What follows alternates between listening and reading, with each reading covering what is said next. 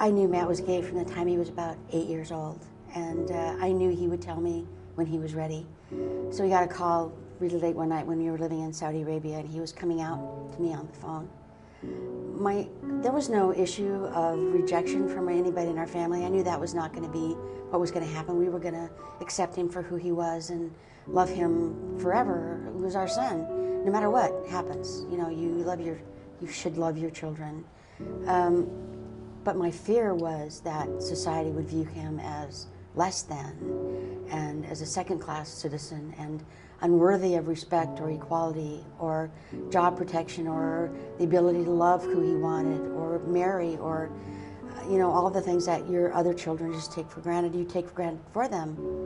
I worried about violence. I worried about a lack of acceptance, a world filled with suspicion and even hate. He handled it very well. If he was ever bullied or felt insecure, he never shared that with us.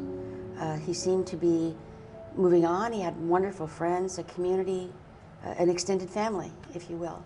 And it's always a challenge because you don't really, as a parent of a gay child, if you're not gay yourself, you don't really know everything they're thinking and everything they're feeling regarding their environment, who's around them and their friends and the people who are not their friends, and how afraid they are to meet new people because they might be rejected. Someone who's in high school or college, they suffer so much heartache between getting the good grades, impressing the parents, you got peer pressure, the dangers of drugs and alcoholism, and then they also have to live with the guilt of, because they still can't accept themselves of being gay because of their parents or their family. What kind of suggestions or life-changing things that they could do to make themselves feel comfortable with their parents or family or friends or anybody? You know, it's a really hard question, and it's a good question. The thing is, as a society, we still communicate in general to everyone that being gay is somehow wrong. It isn't wrong. You are who you are.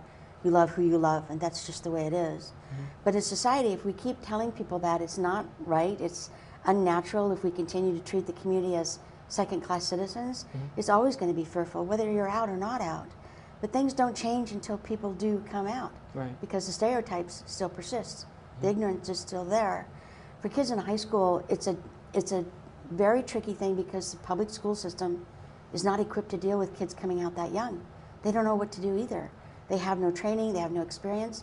All they ever see is the bullying part. There's no encouragement of acceptance among the general student body as a whole. Now, there are, of course, exceptions to that. Some schools are wonderful about dealing with that issue.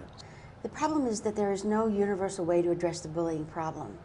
And we often hear from principals or teachers, we don't have gay kids in our school, so it's really not a problem. We don't need to talk about this.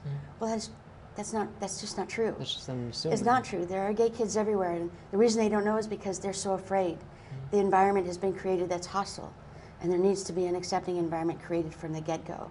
So I wish that we could talk about these issues of respect and uniqueness from preschool and kindergarten every single year all the way through to graduation. If it's part of your culture, your education from the beginning, it becomes part of your life. You can't talk about it for 1 year and then forget about it. It has to be an ongoing thing. And respect is such an easy word, such a simple concept. You don't have to agree with the gay community, but at the very least you should respect them. I wanted to talk to you too about tolerance and acceptance. A lot of people don't understand the difference between the two words. I think that everybody should know that it's acceptance, but tolerance is something totally different, and humans shouldn't be in the category of tolerance. Can you explain that? Well, the most basic way I can explain that is that you tolerate bad hair days, you don't tolerate people. You accept people for who they are. Everyone is unique in their own way, but everyone also has the same dreams and the same aspirations. And to judge them or to remove them from your life because of their sexual orientation or their gender identity is to miss a great opportunity. Things can't move on if things are not changing, right? That's right. It's the proverbial catch-22. In the gay community in particular, folks are afraid to come out sometimes because the situation is not safe. But the situation will never change until everyone comes out. The stereotypes are debunked, and people move on, recognize the gay community is just like everybody else, accept who they love, and why do you care who they love? It's who you are. It affects nobody else in any other way. And that's why it's unfortunate for those that aren't able to get out of the closet. Right. The suicide rate among young people is it's astronomical, but you throw in sexual orientation or perception, it increases exponentially. It's terrifying how alone these young people feel. Would you say the Matthew Shepard Foundation is the perfect spot for young teens and adults to share their feelings and maybe research some things? Right. We have a website geared specifically for that. We have two websites. One talks about the organization, and one is basically an information site called Matthew's Place. And you can go there for all kinds of links for specific questions: health issues, counseling, safety issues, shared stories, blogs, all kinds of information for parents, for kids who want to help their friends who are gay. We are not a direct service provider, but we provide information. We work with schools and trying to figure out how they're going to, we work with them on how to talk about these issues in the classroom.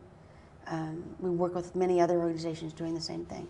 So have a lot more time to go. We have a lot of work to do left, yes. Maybe just an estimate, within 10 years, where do you think things could be within the younger generation, the older generation? Do you think there would be more acceptance? And do you think that more of these hate crime laws would definitely be passed, especially in Wyoming? Or do you think we might still be somewhere around here? I think marriage is going to be moving forward very quickly, especially given the two cases coming up in front of the Supreme Court this spring. I think the Defense of Marriage Act, DOMA, is going to be left to the wayside, and that opens the door for federal benefits for same-sex marriage. So I think it's going to become more and more a norm, and it's going to become more important for it to become a federal unified, so you can't get married in one state and then not have it recognized in another state. Right. Something's going to have to change there. That's an untenable situation. I think it's horrible that half the United States has it and the other doesn't. I Right. mean, It's not. it should be one country. Right. And it can't work. If you work for a company and you're married, like in New York, but they transfer you to a state where marriage is not recognized, that just isn't going to work. So I think the courts are actually going to have to make a decision. Adults, parents that have a gay son or daughter, what would your advice be for them?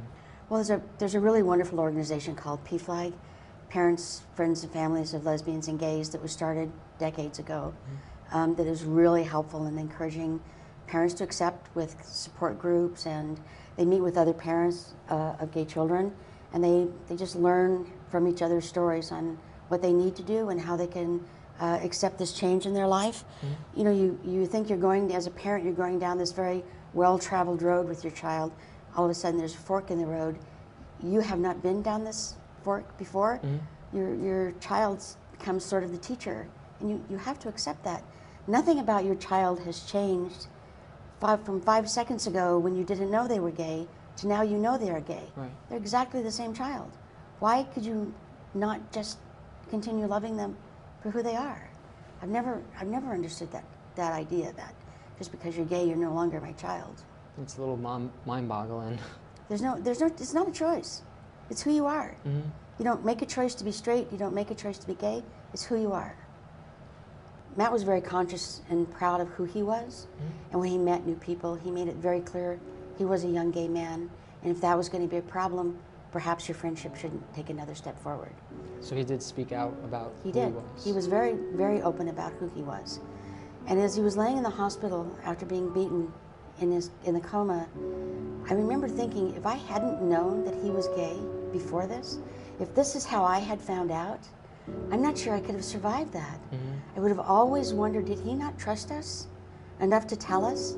Had we somehow created a hostile environment that he was afraid of us to not tell us who he was? I'm not sure I could have survived that. So in addition to educating people about the equality the gay community should be achieving instead of being denied that equality, I try to tell folks, you need to be who you are, not just for your safety, your future, your life, but that of your family too. They deserve to know who you are. They deserve that opportunity. Don't make that decision for them.